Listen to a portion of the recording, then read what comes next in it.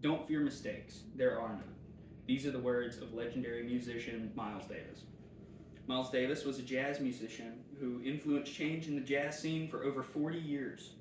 Miles Davis was born in March of 1926 in Illinois, and he began playing trumpet at age 13. He began playing gigs at age 15. His early career began building soon after he left to go to college at Juilliard.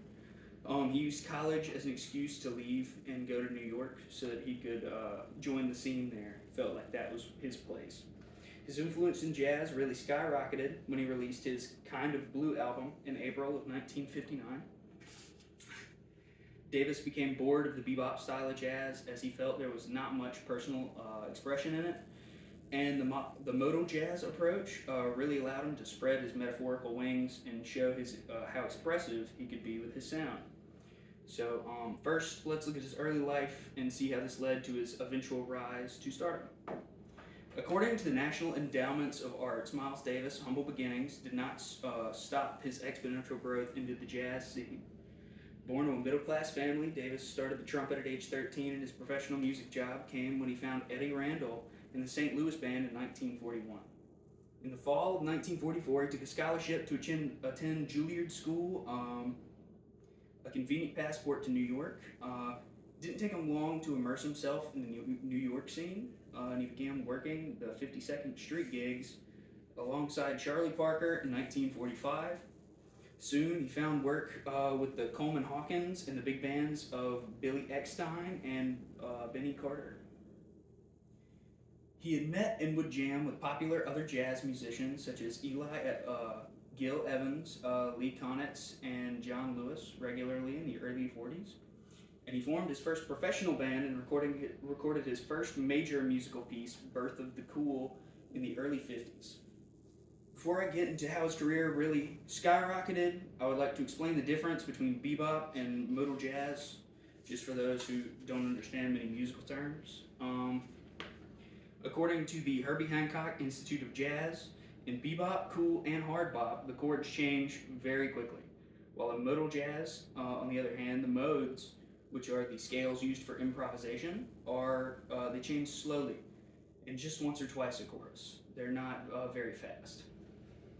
In more digestible terms, bebop is a high-octane form of jazz where the musician would bounce between notes and scales in an almost electric fashion, where modal jazz, however, is deep, beautiful form of jazz that gives the musician more room to breathe and improvise.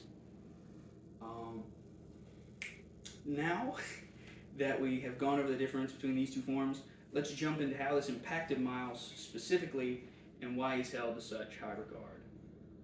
According to the JSTOR nonprofit library for the intellectually curious, legendary jazz trumpeter Miles Davis recorded his second and final session of his seminal album, Kind of Blue, in April 22nd of 1959.